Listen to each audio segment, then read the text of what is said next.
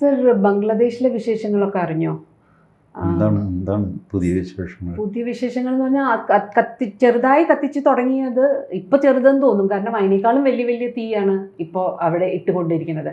ഒരു 17 ക്രിസ്ത്യാനി കുടുംബങ്ങൾ താമസിക്കുന്ന ഒരു ഗ്രാമം തന്നെ അവർ കത്തിച്ച് കളഞ്ഞു, ക്രിസ്മസ് ഈവിന് വേണ്ടിയിട്ട്, ക്രിസ്മസിന് തലേ ദിവസം. അതുകൂടാതെ അവിടെ മ്യാൻമാറിൻ്റെ ഒരു എന്താ പറയുക വിമത സംഘമുണ്ട്. അവർ അറക്കൻ ആർമി എന്നാണ് അവരുടെ പേര്. അറക്കൻ ആർമി ബംഗ്ലാദേശിൻ്റെ ഒരു ബോർഡർ അവരുടെ കൈവശമാക്കിയിട്ടുണ്ട്. അത് ഞാൻ കണ്ടിരുന്നു. ഈ അറക്കൻ ആർമി ഒരു ഇൻഫോർമൽ പട്ടാളമാണത്. വാസ്തവത്തിൽ കുറേ ഗുണ്ടകൾ ചേർന്ന് ഉള്ള ഏർപ്പാട്. ഈ മ്യാൻമറിന് ബംഗ്ലാദേശുമായിട്ട് ഒരു 251 kilometres ബോർഡറുണ്ട്.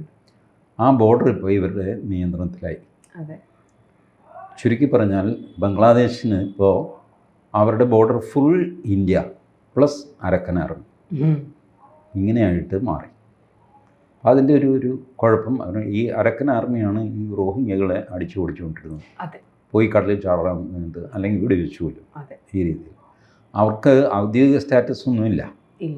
It's all an informal set. എപ്പോഴാണ് അവരുടെ കൂട്ടത്തിൽ വല്ല അങ്ങോട്ടും ഇങ്ങോട്ടും വെടിവെക്കുന്നതെന്നൊന്നും എനിക്കറിയില്ല. ബട്ട് ഇതൊന്നും ഇന്ത്യയെ സംബന്ധിച്ചിടത്തോളം ഒരു റിലീഫൊന്നുമല്ല. Bangladesh continues to be a headache for India. അതെ, പക്ഷേ സർ, ഇവർ ഒരു എത്രയോ കിലോമീറ്റേഴ്സ് ബംഗ്ലാദേശിൽ അതിക്രമിച്ച് കയറി അവിടെ 2 ദിവസം താമസിച്ച് എന്നിട്ടാണ് അവർ തിരിച്ചു വീണ്ടും പോയിരിക്കുന്നത്. ഇപ്പോൾ ബംഗ്ലാദേശ് ആർമി ആയിട്ട് ഇപ്പോൾ അവർ ചർച്ച നടത്തുന്നത് എന്താ വെച്ചാൽ, ബംഗ്ലാദേശുകാർ ആർമിക്ക് ഇങ്ങനെ സമ്മതിക്കാൻ പറ്റില്ലല്ലോ, നമ്മുടെ രാഷ്ട്രത്തിൻ്റെ ഉള്ളിലേക്ക് ആൾക്കാർ അതിക്രമിച്ച് കയറി ഞങ്ങൾ മിണ്ടാണ്ടിരുന്നു എന്ന്. അപ്പം ഞങ്ങൾ ഡിസ്കഷനിലാണ്. അതുകൊണ്ട് ഇവർ ചോദിക്കുന്നത് അവരുടെ സപ്ലൈ ലൈൻസ് ക്ലിയർ ചെയ്ത് കൊടുത്താൽ ഇവർ അവിടുന്ന് റോഹിംഗ്യാസിനെ കുറച്ച് പേരെ രക്ഷപ്പെടുത്തി ബംഗ്ലാദേശിലേക്ക് വിടാം എന്നാണ് പറയുന്നത്. അതേസമയം അവർ പറയുന്നത് ഞങ്ങൾക്ക് റോഹിംഗ്യകളെ വേണ്ട, നിങ്ങൾ പറഞ്ഞു വിടണം. ഇപ്പോൾ ഇതൊക്കെ നമ്മൾ ചർച്ച ചെയ്യുന്നത് ബേസിക്കലി എന്തുകൊണ്ടാണ്? നമുക്ക് ഒരു മടിയുണ്ട് ബംഗ്ലാദേശിൽ തലയിടാൻ തൊടാൻ. അത് വേറെ ആരെങ്കിലും ചെയ്തു തന്നാൽ നമുക്ക് സന്തോഷം. അതുകൊണ്ട് നമ്മൾ അറക്കൻ ആർമി അത് ഇത് എന്നൊക്കെ പറയുന്നു. വാസ്തവത്തിൽ എന്താ, നമ്മുടെ ജോലി വേറെ വല്ലവരും ചെയ്തു തരുമോ? മേത്ത് ചെളി തെറിക്കാതെ നമുക്കിതിൽ നിന്നും ഊരാൻ പറ്റുമോ? പറ്റുമെന്ന് എനിക്ക് തോന്നുന്നില്ല. I don't think so. പക്ഷെ സർ, ഒരു യുദ്ധം, ഒരു ആക്ച്വൽ യുദ്ധം, ഇപ്പോൾ ഇന്നിപ്പോൾ പാകിസ്ഥാനോ ബംഗ്ലാദേശോ അഫ്ഗാനിസ്ഥാനോ തമ്മിലുള്ള ഒരു പോലത്തെ ഒരു ഇത് തുടങ്ങി വെക്കാൻ ഈസിയാണ്. പക്ഷെ അത് പിന്നെ നിർത്താൻ നമ്മൾ വിചാരിക്കുമ്പോൾ പറ്റൂല്ലല്ലോ. അപ്പോൾ ഇങ്ങനത്തെ കോവേർട്ടായിട്ട് അറക്കൻ ആർമിയെ സപ്പോർട്ട് ചെയ്യണതല്ലേ ഒരു വഴിയുള്ളൂ. What will happen? ഇപ്പോൾ പാകിസ്ഥാൻ അറ്റാക്ക് ചെയ്തു കഴിഞ്ഞ ദിവസം അഫ്ഗാനിസ്ഥാനിൽ. 4 ബോംബേഴ്സ് വിമാനം പോയി അറ്റാക്ക് ചെയ്തിട്ട് തിരിച്ചു വന്നു. അവർ തമ്മിലുള്ള പ്രശ്നം അറിയാമല്ലോ. തെഹ്രീക്ക് താലിബാൻ പാകിസ്ഥാൻ, തെഹ്രീക്ക് താലിബാൻ അഫ്ഗാനിസ്ഥാൻ, TTP TTA, അവർ രണ്ടുപേരും ഒന്ന് തന്നെയാണ്. തെഹ്രീക്ക് താലിബാൻ്റെ പാകിസ്ഥാനിലെ ഘടകം, അഫ്ഗാനിസ്ഥാനിലെ ഘടകം. ഇവർ രണ്ടുപേരും അതാത് ഭരണകക്ഷിയുമായിട്ട് യുദ്ധത്തിലാണ്. അപ്പോൾ അവരാരാണ്ട് കയറി പാകിസ്ഥാൻ്റെ ആരെയോ കൊന്നു. ഈ ഇവരൊന്നും ഇവരുടെ പേരൊക്കെ വന്നതാണ്. ഞാനിത് പേര് പഠിക്കാത്തത് എന്താണെന്നറിയാമോ? പേരൊരുത്തൻ്റെ കോംപ്ലിക്കേറ്റഡ് ആയിട്ടുള്ളൊരു പേര് ഞാൻ പഠിച്ചു കഴിഞ്ഞാൽ 1 മണിക്കൂറിന് അവൻ്റെ തല തെറിച്ചു പോകും. അടുത്തവൻ കയറും, അവൻ്റെ വേറൊരു കുന്തം പിടിച്ച പേര്. എന്തിനാണ് നമ്മളിതൊക്കെ പഠിക്കാൻ ബുദ്ധിമുട്ടുന്നത്? പ്രശ്നം ഇതേ ഉള്ളൂ. പാകിസ്ഥാൻകാരനെ അവർ കൊന്നു. പാകിസ്ഥാൻകാർ 4 യുദ്ധവിമാനങ്ങൾ പോയിട്ട് അഫ്ഗാനിസ്ഥാനിൽ ബോംബിട്ടു. അങ്ങനെ നിൽക്കുകയാണിപ്പോൾ. അതുകൊണ്ട് യുദ്ധം എന്ന് പറയുന്നത് നിങ്ങൾ പേടിക്കുകയാണെങ്കിൽ നിങ്ങൾക്കൊരു രാഷ്ട്രമായിട്ട് നിലനിൽക്കാൻ സാധ്യമല്ല. അതിൻ്റെ നാശനഷ്ടം, അതിൻ്റെ കോൺസിക്വൻസസ്, വാട്ട് കോൺസിക്വൻസസ്? ഇസ്രായേൽ എന്താ ചെയ്തത്? ഇപ്പോൾ എവിടെയൊക്കെയാണ് ഇസ്രായേൽ യുദ്ധം ചെയ്യുന്നത്? യമനെയാണ് ഇപ്പോൾ ആക്രമിച്ചുകൊണ്ടിരിക്കുന്നത്. It's a question of your survival. And you say that നമുക്ക് മേല് നോവാതെ അരക്കൻ ആർമി, പിന്നെ അരക്കൻ ആർമിക്ക് വലിയ സൂക്കടല്ലേ ഇന്ത്യയെ ബംഗ്ലാദേശിലെ തെമ്മാടികളിൽ നിന്ന് രക്ഷിക്കാൻ. What is their interest? അവർക്കൊരു രാജ്യം ഉണ്ടാക്കണമെന്നുണ്ടാവും. അതിൽ കവിഞ്ഞ ഇൻട്രസ്റ്റ് ഒന്നും സ്നേഹമൊന്നും ഇന്ത്യയോട് അവർക്കില്ലല്ലോ. പക്ഷേ ഇവർ അരക്കൻ ആർമി ടേക്കപ്പ് ചെയ്യുന്നുണ്ട്. ബുദ്ധിസ്റ്റിനെയും ഹിന്ദുസിനെയും ക്രിസ്ത്യൻസിനെയും ബംഗ്ലാദേശിലെ മൈനോറിറ്റീസിനെ ഇപ്പൊ ഭയങ്കരമായിട്ട് ദ്രോഹിക്കുന്നുണ്ട് എന്ന് അവർ ടേക്കപ്പ് ചെയ്യുന്നുണ്ട്. If Arakan Army can take up the issues, why not Indian Army? Because തുടങ്ങി വെച്ചാൽ ഈ പറഞ്ഞ പോലെ അവസാനം വരെ കളിക്കണമല്ലോ. ഇത് അരക്കൻ ആർമിക്ക് ഇത് തോന്നുന്നില്ലല്ലോ. തുടങ്ങി വെച്ചാൽ എവിടെ തീർക്കും ചേട്ടോ. They are not afraid of anybody. പക്ഷെ അവർക്കൊരു ഗുഡ് ടൈമേ ഇല്ലല്ലോ. നമുക്കിപ്പോൾ തൽക്കാലം കുറച്ച് സമാധാനം. നിങ്ങൾ എത്ര കാലം ഇങ്ങനെ പോകുമെന്നാണ് വിചാരിക്കുന്നത്? Minorities are being daily butchered, maimed every day, and nobody is in charge of things. ഈ മുഹമ്മദ് യൂനിസ് എന്ന് പറയുന്ന തലിപ്പൊളി, അവൻ ഒരു നോബൽ സമ്മാനം നേരത്തെ സായിപ്പ് കൊടുത്ത് അവനെ വലുതാക്കി നിർത്തിയിരിക്കുകയാണ്. Who is ruling Bangladesh? No one. ആർമിയാണോ? അല്ല. മുഹമ്മദ് യൂനിസ് ആണോ? അല്ല. He's adviser. ദെൻ അവിടെ ഭരണകർത്താവാരാ ബംഗ്ലാദേശ്? ഇപ്പോൾ ഒരു ഡമ്മി പാർട്ടി ഉണ്ടാക്കുന്നുണ്ട് അത്രേ മുഹമ്മദ് യൂനിസ്. ഈ ഇലക്ഷനിൽ അവരുടെ വീണ്ടും ആ പവർ നിലനിർത്താൻ വേണ്ടിയിട്ട്.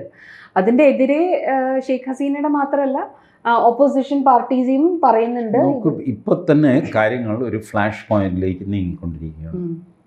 അവർ നമ്മളുടെ എക്സ്ട്രഡിഷൻ ട്രീറ്റി അനുസരിച്ച് അവരൊരു നോട്ട് വെർബെയിൽ അത് തന്നിട്ടുണ്ട്. ഷെയ്ഖ് ഹസീനയെ എക്സ്ട്രേറ്റ് ചെയ്ത് കിട്ടണം. നോട്ട് വെർബെയിൽ വെച്ചിട്ട് ഒരാളെ എക്സ്ട്രേറ്റ് ചെയ്യാൻ പറ്റില്ല. അതിന് എക്സ്ട്രഡിഷൻ്റെ പ്രത്യേക ഫോർമാറ്റും സംഗതിയുണ്ട്. അതൊരു ക്രിമിനൽ കേസാണ്. എക്സ്ട്രേറ്റ് ചെയ്ത് കോടതിയുടെ ഉത്തരവും ഒക്കെ ആയിട്ട് വന്നു കഴിഞ്ഞാൽ മാത്രമേ എക്സ്ട്രേറ്റ് ചെയ്യേണ്ട ആവശ്യമുള്ളൂ. പക്ഷേ അതിൻ്റെ first step how India reacts എന്ന് നോക്കാനാണ് അവർ ഈ നോട്ട് വെർബെയിൽ തന്നിരിക്കുന്നത്. അപ്പോൾ അതിൽ ഗവൺമെൻറ് ഓഫ് ഇന്ത്യ പ്രതികരിച്ചിട്ടില്ല. ഉടനെ ഒന്നും ചെയ്യാനൊന്നും പോകുന്നില്ല. അവരും ചെയ്യാൻ പോകുന്നില്ല, നമ്മളും ചെയ്യാൻ പോകുന്നില്ല. ബട്ട് അതൊരു ഫ്ലാഷ് പോയിന്റ് ആയിരിക്കും. നോ കമൻറ്റ്സ് എന്നാണ് നമ്മുടെ എക്സ്റ്റേണൽ അഫയേഴ്സ് ആൻസർ കൊടുത്തിരിക്കുന്നത്. നമ്മൾ ഇപ്പോൾ ഞാൻ നോക്കിയിട്ട് നമ്മൾ വെറുതെ ഇരിക്കാനൊന്നും പോകുന്നില്ല. We will be dealing with this issue with all preparations. Number 1, January 20 അവിടെ കാറുന്നവർ വരണം. ജയശങ്കർ അമേരിക്കയിലാണ് ഇപ്പോൾ. തിരിച്ചെത്തിയോന്ന് അറിഞ്ഞുകൂടാ. മൻമോഹൻ സിംഗ് മരിച്ചതുകൊണ്ട് ഞാൻ തിരിച്ചു വന്നതായിട്ട് ഞാൻ റിപ്പോർട്ട് കണ്ടു. He's in USA. What for? ഈ സമയത്ത് എന്തിനാണ് ജയശങ്കർ USA-യിൽ? I presume that we are going to create a narrative so that we can interfere with Bangladesh. ഇപ്പോൾ ലേറ്റസ്റ്റ് നമ്മളുടെ അത് ഫസ്റ്റ് പോസ്റ്റ് ആണെന്ന് തോന്നുന്നു, സം ന്യൂസ് പേപ്പർ. അതിൽ നല്ലൊരു ആർട്ടിക്കിൾ വന്നിട്ടുണ്ട്. ആ ആർട്ടിക്കിളിൽ അയാൾ യുക്തിസഹമായിട്ട് സ്ഥാപിക്കുന്നത് കഴിഞ്ഞ 23 ഒക്ടോബർ 7 നടന്ന അറ്റാക്കിൽ ഹമാസ് ഇസ്രായേലിനെ അറ്റാക്ക് ചെയ്തത്. അത് Israel was waiting for then attack. കാരണം അയാൾ പറഞ്ഞു ഒക്ടോബർ 7 രാത്രിയാണ് ഇവർ അറ്റാക്ക് ചെയ്യുന്നത്. അറ്റാക്ക് ചെയ്തപ്പോൾ ഒരു ഫ്ലൈറ്റ് ടേക്ക് ഓഫ് ചെയ്തില്ല. ഇസ്രായേലിൻ്റെ ഫൈറ്റർ ജെറ്റ്സ് ഒരെണ്ണം പോലും ടേക്ക് ഓഫ് ചെയ്തില്ല. മിസൈൽ ഓട്ടോമാറ്റിക്കായിട്ട് തിരിച്ചടിക്കേണ്ട മിസൈൽസ് ഉണ്ടായില്ല. ഡ്രോൺ ഉണ്ടായില്ല. Israel was silent. Why it was silent? And almost after 12 hours or may be even 24 hours, അത് കഴിഞ്ഞ് ഒക്ടോബർ 8 ഇസ്രായേൽ തിരിച്ചടി തുടങ്ങുന്നത്. എന്തുകൊണ്ട് 7 തന്നെ അടിച്ചില്ല? You have an intelligence failure. ശരി, സമ്മതിച്ചു, നിങ്ങളുടെ അയൺ ഡോം പൊളിഞ്ഞു പോയി, something happen. But after hitting you know that someone has hit you. Then why didn't you retaliate? Biden അല്ലേ സർ അവിടെ? എന്തിനും ബൈഡനെ ഒന്നും ആരും വകവെച്ചിട്ടില്ല. ബൈഡൻ അതിനുശേഷം എത്രയോ തവണ വെടിനിർത്താനൊക്കെ ഇസ്രായേലിനോട് പറഞ്ഞു, ചെയ്തില്ല.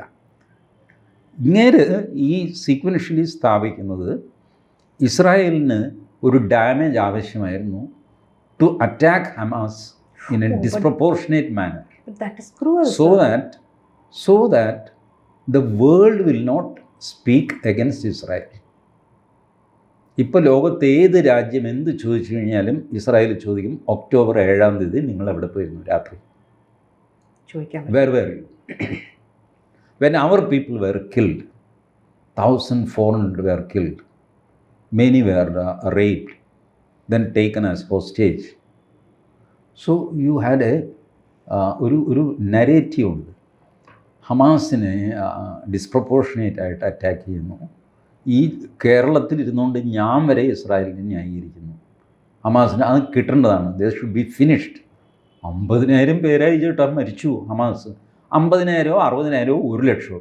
ഈ കളി അവസാനിപ്പിക്കണം. I stand with Netanyahu. ഇതെന്നെ കൊണ്ട് നെതന്യാഹു പറയിപ്പിച്ചു അല്ലേ? ഫാർ അവേ ഇൻ കേരള ഇരിക്കുന്ന ഒരു ചെറിയ മോഹൻദാസിനെ കൊണ്ട് ഇത് പറയിപ്പിച്ചു. ഇതാണ് narrative. This is what that man argues. ഞാനത് വായിച്ചപ്പോൾ I was very much impressed by his logic. Step by സ്റ്റെപ്പായിട്ട് how Israel invited an attack. So that is a very dangerous calculation to think that നമ്മുടെ ആൾക്കാരെ നമ്മൾ തന്നെ ദ്രോഹിക്കാൻ അനുവദിച്ചിട്ട് പിന്നെ നമ്മൾ അവരെ അറ്റാക്ക് ചെയ്യാൻ വേണ്ടിയിട്ട് അങ്ങനെ ഒരു ഇതിൻ്റെ ആവശ്യമില്ലല്ലോ. ഇതിലൊന്നും ഈ സത്യസന്ധത ഇതിനൊന്നും വലിയ വിലയൊന്നുമില്ല യുദ്ധത്തിൻ്റെ കാര്യത്തിൽ. പലപ്പോഴും കൗശലക്കാരാണ് യുദ്ധം ജയിച്ചുകൊണ്ട് പോകുന്നത്. വലിയ ശക്തി ഉണ്ടെങ്കിലും കൗശലമില്ലെങ്കിൽ ചിലപ്പോൾ യുദ്ധം തോറ്റുപോകും. These what is happening. ഇപ്പോൾ ഇന്ത്യ 25,000 tons അരി ബംഗ്ലാദേശിലേക്ക് കൊടുത്തു അല്ലേ? നമ്മുടെ കുറേ ആൾക്കാർക്ക് അത് പൊളിഞ്ഞിട്ടുണ്ട്. എന്തിനാണ് ഈ സമയത്ത് നമ്മളെ ഇങ്ങനെ ദ്രോഹിക്കുന്ന സമയത്ത് ഇത്രയും അരിയൊക്കെ അവർ ചോദിക്കുമ്പോഴത്തേക്കും നമ്മൾ എടുത്തു കൊടുക്കണം. ഞാനൊരു കാര്യം പറയാം. 1950s 52 or so ടിബറ്റിനെ ചൈന ആക്രമിച്ചു. China was very weak at that time. പൊളിഞ്ഞിരിക്കുകയാണ് ചൈന. പക്ഷേ ടിബറ്റിനെ ആക്രമിച്ചു. ടിബറ്റ് തിരിച്ചടിച്ചു. ബട്ട് ടിബറ്റ് കുറേയധികം പുറകോട്ട് പോകേണ്ടി വന്നു. ചൈനക്കാർ ടിബറ്റ് അറിയാമല്ലോ, ഇറ്റ്സ് എ റേസ്ഡ് പ്ലാറ്റ്ഫോം പോലെ. ചൈനക്കാരവിടെ പോയി ആക്രമിച്ചതൊക്കെ അകത്തേക്കും പോയി കഴിഞ്ഞ് സപ്ലൈ നിന്ന് പോയി. ഫുഡ് സപ്ലൈ ഇല്ല, വിശക്കുന്നു. ഇന്ത്യയോട് ജവഹർലാൽ നെഹ്റുവിനോട് ചോദിച്ചു. കുറേ അരിയും സാധനങ്ങളൊക്കെ ടിബറ്റിൽ ഇന്ത്യയിൽ നിന്ന് അപ്രോച്ചബിളാണ് ഈ സ്ഥലം. ചൈനയിൽ നിന്ന് അപ്രോച്ച് ചെയ്യാൻ താമസിക്കും. ഫൈറ്റ് ചെയ്തപ്പോൾ ആ മൂച്ചിന് കയറിപ്പോയതാണ്. മലയൊക്കെ കയറി അപ്പുറത്ത് പോയി കഴിഞ്ഞപ്പോൾ ചാപ്പാട് കഴിക്കാനില്ല. അന്ന് നെഹ്റു അരിയും ഗോതമ്പും കൊടുത്തവർക്ക്. അന്ന് ഭാരതീയ ജനസംഘം, ഇന്നിപ്പോൾ BJP, ഭാരതീയ ജനസംഘം അതിനെ ക്രിട്ടിസൈസ് ചെയ്തു. ടിബറ്റിനെ ആക്രമിച്ച് ചൈനയ്ക്ക് നിങ്ങൾ ഫുഡ് കൊടുത്തത് എങ്ങനെ? ന്യായമല്ലേ ആ ചോദ്യം? ടിബറ്റ് ഒരു ബഫർ രാജ്യമായിരുന്നു ചൈനയ്ക്കും ഇന്ത്യക്കും ഇടയ്ക്ക്. ടിബറ്റ് ചൈന പിടിച്ചു കഴിഞ്ഞപ്പോഴാണ് ആദ്യമായിട്ട് ഇന്ത്യ ചൈന ബോർഡർ ഉണ്ടാകുന്നത്. അതിനുമുമ്പ് ഇന്ത്യയും ചൈനയുമായിട്ട് ബോർഡറില്ല. ടിബറ്റായി, ഭൂട്ടാനായി, നേപ്പാളായി, ഇങ്ങനെ ബഫർ സ്റ്റേറ്റുകൾ നിറഞ്ഞിരിക്കുക വടക്കുവശത്ത്. നമ്മളെ നേരിട്ട് ചൈനയും നമ്മളും ഏറ്റുമുട്ടുന്നില്ല. ഇങ്ങനെ ഉള്ള അവസരത്തിൽ ടിബറ്റിനെ വേണ്ട സഹായിക്കാൻ എന്തിന് ചൈനയെ സഹായിച്ചു? ഇതായിരുന്നു ജനസംഘത്തിൻ്റെ ചോദ്യം. വർഷങ്ങൾ ഒരുപാട് കഴിഞ്ഞു. അതേ ജനസംഘത്തിൻ്റെ കണ്ടിന്യൂറ്റിയാണ് BJP. ആ BJP ഇപ്പോൾ ബംഗ്ലാദേശിൽ അരി കൊടുക്കുന്നു. അഫ്ഗാനിസ്ഥാനിലും പക്ഷെ കൊടുത്തിട്ടുണ്ട്. അവിടെ നിന്നാണോ ഈ സർ ഞാൻ കേട്ടത്? ഒരു കിംവദന്തി ആയിരിക്കാം, പക്ഷേ ഞാനത് കേട്ടത് ഈ അഫ്ഗാനിസ്ഥാനിലൊക്കെ ഇങ്ങനെ ഈ റൈസും അരിയും ഒക്കെ അങ്ങനെ കൊടുക്കുന്നതുകൊണ്ട് ഭക്ഷ്യ സാധനങ്ങൾ അവിടെ എത്തിക്കുന്നതുകൊണ്ട് അവിടെ നമുക്ക് അസറ്റ്സിനെ ഡെവലപ്പ് ചെയ്യാൻ അത് NGO കൂടെ ആണല്ലോ നമ്മൾ അവിടെ അസറ്റ്സ് ഡെവലപ്പ് ചെയ്യുക. അതുപോലെ ഒരു തന്ത്രം. അതാണ് ഞാൻ പറഞ്ഞത്. ആ തന്ത്രം ബംഗ്ലാദേശിൽ വിജയിക്കാൻ പോണില്ല. അഫ്ഗാനിസ്ഥാനിൽ തന്ത്രമൊന്നും ആയിരുന്നില്ല. അഫ്ഗാനിസ്ഥാൻ നമുക്കങ്ങനെ എതിരൊന്നും അല്ല. അഫ്ഗാനിസ്ഥാൻ ഇൻക്ലൂഡിങ് താലിബാൻ, ഇന്ത്യ അവരുടെ ഫ്രെയിം ഓഫ് തിങ്കിങ്ങിലില്ല. പക്ഷെ ഭീഷണി കത്തൊക്കെ അയച്ചിരുന്നു അവർ കയറിയപ്പോൾ. അതൊക്കെ ചെയ്യും. മറ്റേ ഖണ്ഡഹാർ ഇൻസിഡൻ്റ് ഒക്കെ ഉണ്ടല്ല, അതൊക്കെ ചെയ്തെങ്കിൽ പോലും അഫ്ഗാനിസ്ഥാൻ നമ്മളുമായിട്ട് വലിയ ഹോസ്റ്റിലിറ്റി ഇല്ല. you help them by giving them food, it is okay. Maldives 5-6 മാസം മുമ്പാണ് പാട്ടിന് കോലമായി ചൈനയുടെ പിന്നാലെ പോയിട്ട് ഇന്ത്യക്കാരോട് ഇറങ്ങിപ്പോടാന്നൊക്കെ പറഞ്ഞ് വലിയ ഭാവമൊക്കെ പറഞ്ഞാണ്. ഒരാഴ്ച കഴിഞ്ഞപ്പോൾ കക്ഷി തിരിച്ചു വന്നു കരഞ്ഞുകൊണ്ട്. ഭക്ഷണം കഴിച്ചിട്ടില്ല, ഒരാഴ്ചയായി കരഞ്ഞുകൊണ്ട് മോദി എടുത്ത് വന്നതാണ്. അവർക്ക് കൊടുത്തു, ശ്രീലങ്കയ്ക്ക് കൊടുത്തു. ശ്രീലങ്ക നമ്മളുമായിട്ട് അല്പം ഹോസ്റ്റൈലായിരുന്നു. അവർ പൊളിഞ്ഞു കഴിഞ്ഞപ്പോൾ അവർക്ക് ഭക്ഷണവും സംഗതിയൊക്കെ കൊടുത്തപ്പം വല്ലാത്ത പട്ടിണിയും ഭയങ്കര പ്രൈസ് റൈസൊക്കെ ബംഗ്ലാദേശിൻ്റെ സ്ഥിതിയായിരുന്നു ശ്രീലങ്കയിൽ. അത് കൊടുത്ത് ശ്രീലങ്ക മെലോ ഡൗൺ ചെയ്തു. ഇപ്പം ദിസനായൊക്കെ ഇന്ത്യയിൽ വരികയും ഫ്രണ്ട്സ് ആകുകയൊക്കെ ചെയ്തു. But never ever expect this type of goodwill from either Bangladesh or Pakistan. You will not get anything in return. ഞാനൊരു കാര്യം പറയട്ടെ, ഈ ബംഗ്ലാദേശ് ഉണ്ടാക്കിയത് നമ്മളല്ല, ഉണ്ടാക്കി കൊടുത്തവർ നമ്മളാണില്ല. എന്നിട്ട് നമ്മളോട് എന്താ ബംഗ്ലാദേശിൻ്റെ ആറ്റിറ്റ്യൂഡ്? ഇന്നിപ്പോൾ അവരുടെ പ്രധാന ശത്രു ഇന്ത്യയാണ്. I don't know for what. Sheikh ഹസീനയുടെ ഒരു സെക്ഷൻ ഉണ്ടല്ലോ നമുക്ക് ഇപ്പോഴും നമ്മളെ സപ്പോർട്ട് ചെയ്ത്. അത് ഇവർ ഒബ്വിയസ്ലി അത് ഐ മീൻ മുങ്ങി നിൽക്കുമായിരിക്കും. ഇപ്പോൾ തല പൊക്കാൻ പറ്റില്ലല്ലോ അവർക്ക്. ഇപ്പം തല പൊക്കിയാൽ ആ തല പോകില്ല. It is going to be destroyed. ഇപ്പോൾ ബംഗ്ലാദേശിൽ വർക്ക് ചെയ്യുന്ന കുറഞ്ഞ ഒരു 6 ജിഹാദി ഗ്രൂപ്പെങ്കിലും ഉണ്ട്. അതെ ഇല്ലേ? അൽ ഖയ്ദയുടെ കഷ്ണമുണ്ട്, ജമാഅത്ത് ഇസ്ലാമി, അവരാണ് ഏറ്റവും വലിയ സംഗതി. നമ്മുടെ മീഡിയ വൺ മാധ്യമം, ആ ടീം, അവരാണ് അവിടുത്തെ ഏറ്റവും വലിയ ടീം. അങ്ങനെയുള്ള കുറേ സാധനം ഇന്ത്യൻ മുജാഹിദ്ദീൻ അവരിവരൊക്കെ ആയിട്ട് 6 or 7 ഗ്രൂപ്പ്സുണ്ട്. അവരുടെ കയ്യിലാണ് ഇപ്പോൾ ബംഗ്ലാദേശ്. ഇനി അവരുടെ കയ്യിൽ നിന്ന് തിരിച്ചെടുക്കാം എന്ന് ഞാൻ പ്രതീക്ഷിക്കുന്നില്ല. It is going to become another Syria. രാവിലെ ഒരാൾ ഭരിക്കും, ഉച്ചയ്ക്ക് അയാളെ കൊന്നിട്ട് അടുത്ത ആൾ അധികാരത്തിൽ കയറും. അയാൾ ഇരുന്നൊന്ന് വിശ്രമിക്കുന്നതിന് മുമ്പ് വൈകുന്നേരം അയാളെ കൊന്നിട്ട് അടുത്ത ആൾ കയറും. തോന്നിവാസം ഒക്കെ പൊക്കോണ്ടിരിക്കും. ഇതാണ് ബംഗ്ലാദേശിൽ ഇപ്പോഴത്തെ പോക്കിൽ ഞാൻ കാണുന്നത്.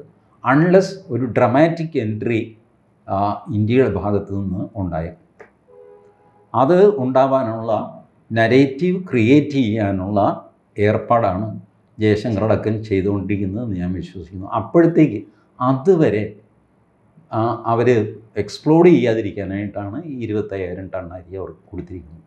അതൊരു ഗ്രാറ്റിസായിട്ട് ഇരിക്കട്ടെ, അവർ പാവം കഴിക്കട്ടെ എന്ന് വിചാരിച്ചിട്ടല്ല. തൽക്കാലം ഒരു പൊട്ടിത്തെറി ഒഴിവാക്കുക. അത് അരി തന്നപ്പ എന്നൊക്കെ പറഞ്ഞിട്ട് ഒന്ന് കുറച്ച് ടൈം നമുക്ക് ആവശ്യമാണ് ബംഗ്ലാദേശിനെ ഡീൽ ചെയ്യാൻ. ലക്ഷ്മി തുടക്കത്തിൽ പറഞ്ഞത് ശരിയാണ്. We cannot afford to have a permanent headache in Bangladesh. അത് ഹാൻഡിൽ ചെയ്യാൻ പ്രയാസമാണ്. എത്രയോ 4,000+ കിലോമീറ്റേഴ്സാണ് നമ്മുടെ ബോർഡർ ബംഗ്ലാദേശുമായിട്ട്. ബംഗ്ലാദേശിനെ കംപ്ലീറ്റ് ചുറ്റിയിരിക്കുന്നത് ഇന്ത്യയാണ്. മറ്റേ ഒരു ചെറിയ കഷ്ണമാണ് ബർമയുടെ, അതാണിപ്പോൾ അരക്കൻ ആർമി പിടിച്ചെടുത്തിരിക്കുന്നത്. ഈ കണ്ടീഷൻ നമുക്ക് ഈ ബോർഡറിൽ നിന്നൊക്കെ ഇൻസർജൻസി തടയണം. ഇങ്ങനെ തടയും? ഈ 94% എന്നിട്ടും നമ്മൾ കമ്പി വേലി ഇട്ടിട്ടുണ്ട്. 6% ഇപ്പോഴും ഓപ്പണാണ്. കുളമുണ്ട്, തോടുണ്ട്, കായലുണ്ട്, നദിയുണ്ട്, മലയുണ്ട്, റെയിൽവേ ലൈനുണ്ട്, നാടുണ്ട്, വീടുണ്ട്, ഇതിൻ്റെയൊക്കെ ഇടയിലൂടെ നമുക്ക് ഈ കംപ്ലീറ്റ് കമ്പി വേലി ഇട്ട് ഐസൊലേറ്റ് ചെയ്യാൻ പറ്റുമോ? നമ്മൾ ഒരു സ്ഥലത്തിട്ട് കഴിയുമ്പോൾ മറ്റേ സ്ഥലത്തൂടെ ഒരു പൊളിക്കാൻ വലിയ പ്രയാസമാണ്. But still people get through that. അപ്പോൾ ഇങ്ങനെയുള്ള അവസ്ഥയിൽ നമുക്ക് അവിടെ ഒരു ട്രബിൾഡ് സ്റ്റേറ്റായിട്ട് അത് നിലനിർത്താൻ പറ്റില്ല. അതിന് പറ്റിയ ഒരു അവസരവും അന്തരീക്ഷവും ഉണ്ടാക്കുക. ആ അന്തരീക്ഷം നിർമ്മിക്കുമ്പോൾ ഒരു പക്ഷേ ഈ പറഞ്ഞ കാര്യങ്ങൾ ഒരു രാജ്യം എന്നുള്ള നിലയ്ക്ക് ചെയ്യേണ്ടി വരും. ചിലരെ അല്പം ബലി കൊടുത്തു എന്നൊക്കെ വരും. ദാറ്റ് ഈസ് വാട്ട് ഇസ്രായേലാണ് ഇതിൻ്റെയൊക്കെ എക്സാമ്പിൾ. ഇസ്രായേൽ ഇങ്ങനെ ഒരു October 7 പർപ്പസ്ലി ഇൻവൈറ്റ് ചെയ്തെങ്കിൽ ഞാൻ അത്ഭുതപ്പെടുകയില്ല. I will not be surprised. ഈ ആർട്ടിക്കിൾ എഴുതിയ ആൾ, അയാളുടെ കാൽക്കുലേഷൻ അത് സത്യമാണെന്ന് ഞാൻ പറയുന്നില്ല. ബട്ട് അത് സത്യമായാൽ എനിക്ക് അത്ഭുതവുമില്ല. Because that is how nations survive.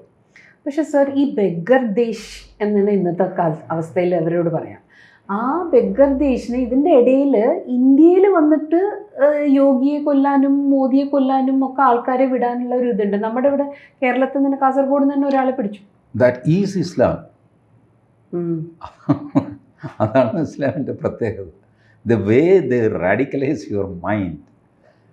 ഇപ്പോൾ ഈ 9/11 അമേരിക്കയിലെ ട്വിൻ ടവേഴ്സിൽ വിമാനം ഇടിച്ചൊക്കെ they were all highly qualified engineers. പട്ടണക്കാരൊന്നും ആയിരുന്നില്ല അവർ, വിദ്യാഭ്യാസം ഇല്ലാത്തവരുമല്ല, നല്ല വിദ്യാഭ്യാസമുള്ളവർ. But they were radicalised in a particular method. അവരെ ഓറിയൻറ്റ് ചെയ്തിട്ട് പിന്നെ അതിങ്ങനെ ഇത് ചെയ്ത് കഴിഞ്ഞാൽ സ്വർഗരാജ്യം കിട്ടും എന്നുള്ളത് അങ്ങ് വിശ്വസിച്ച് അങ്ങനെ അങ്ങ് പോയി ഇട്ടിച്ചങ്ങ് മരിക്കുകയാണ്.